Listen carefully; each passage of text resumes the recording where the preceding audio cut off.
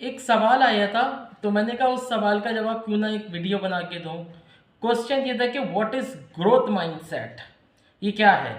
तो समझाने की कोशिश करूँगा कि जैसे जैसे इंसान ने अपनी ज़िंदगी में मुख्तलिफ़ इजादात की फ़िज़िकल तौर पर, कि नई नई मशीनरीज ईजाद की, नई नई टेक्नोलॉजी ईजाद की, जो कि अमलन थी और ज़ाहिरन थी। इसी तरह कुछ चीज़ इंसान ने तग़य्युराती तौर पर भी ईजाद की, शायद जिसके बारे में लोग पहले नहीं सोचते थे। उसकी पहली शक्ल ये है बैंकिंग का सिस्टम।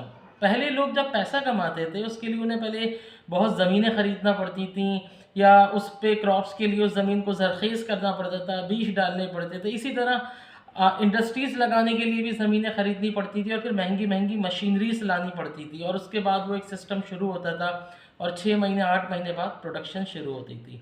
लेकिन कुछ इंटेलेक्चुअल लोग आए दुनिया में, उन्होंने ग्रोथ माइंडसेट को समझा कि ये भी एक चीज़ है जिसके ऊपर काम किया जा सकता है, और उन्होंने उस पे काम शुरू किया। उसकी पहली मिसाल थी बैंकिंग का निज़ाम। बैंक्स एक ऐसा सिस्टम है जो कि ग्रोथ माइंडसेट की बड़ी कॉमन एग्जांपल है, जिसको हम आप आसानी से समझ सकते हैं।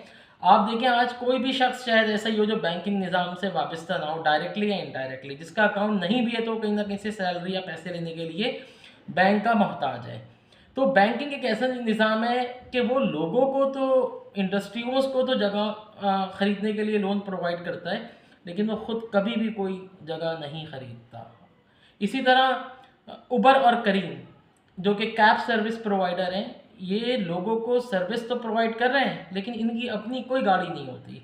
ये लोगों ही की गाड़ियों को लोगों ही तक पहुंचाते हैं और बीच में अपना पैसा कमाते हैं। इसी तरह बैंक भी लोगों का ही पैसा दूसरे लोगों तक देता है और बीच में खुद कमाता है। इसको बहुत बड़ी इन्वेस्टमेंट किसी भी बैंकर को करने की ज़रूरत नहीं होती। एक सिस्टम ज़रूर ऑर्गेनाइज करना पड़ता है, लेकिन ये उससे बहुत कम कीमत में हो जाता है जो एक इंडस्ट्री है, एक बहुत बड़े रकबे पर फसल लगाने के लिए किया जाए। अगर एक ब्रांच उसने पहले आगाज़ करना है तो उसके लिए बहुत छोटा सा उसको सॉफ्टवेयर चाहिए होता है, और वो बहुत बड़े निज़ाम का हिस्सा बन जाता है।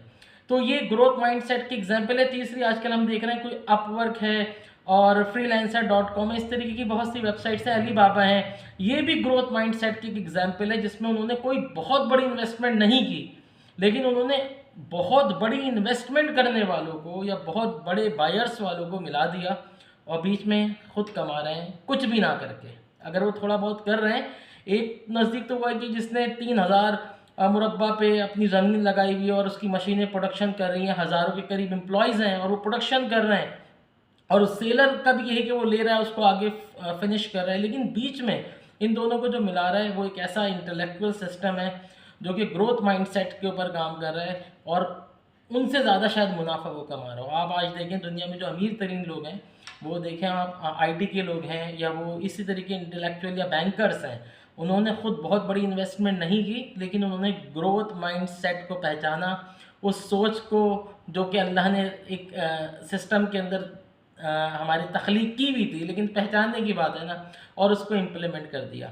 तो ये ग्रोथ माइंडसेट की बहुत बड़ी एग्जांपल है। अगर आप भी चाहें, छोटी मोटी हो सकता है ऐसी अपॉर्चुनिटीज़ मौजूद हों जिसमें आपको बहुत बड़ी ना इन्वेस्टमेंट करना पड़े, ना बहुत ज़्यादा लोगों की ज़रूरत हो, और आप इस चीज़ को इस्तेमाल करते हुए भी ज़्यादा सरमाया कमा लें। तो देखिए, ख़याल और सोच अल्लाह ताला ने हर किसी को दी है, तो आप भी कुछ ना कुछ चीज़ तख्लीक कर सकते हैं। तो ग्रोथ माइंडसेट की मैंने आपको 3 एग्जांपल्स बता दी, बैंक, ये कैब प्रोवाइडिंग सर्विसेज, और ये इंफॉर्मेशन टेक्नोलॉजी, जिनकी अपनी कुछ नहीं है। अपवर्क के मालिक को आईटी का कुछ भी नहीं पता, लेकिन वो सेलर और बायर को मिला रहा है, बगैर कुछ कंपनी ख़रीदे टैग की, बगैर कुछ ब्रांडिंग की कंपनी ख़रीदे हुए। इसी तरह उबर करीम वाले भी कैब सर्विसेज प्रोवाइड कर रहे हैं और उनकी अपनी टैक्सियाँ नहीं है। तो ये ग्रोथ माइंडसेट की एक एग्जांपल है। Thank you.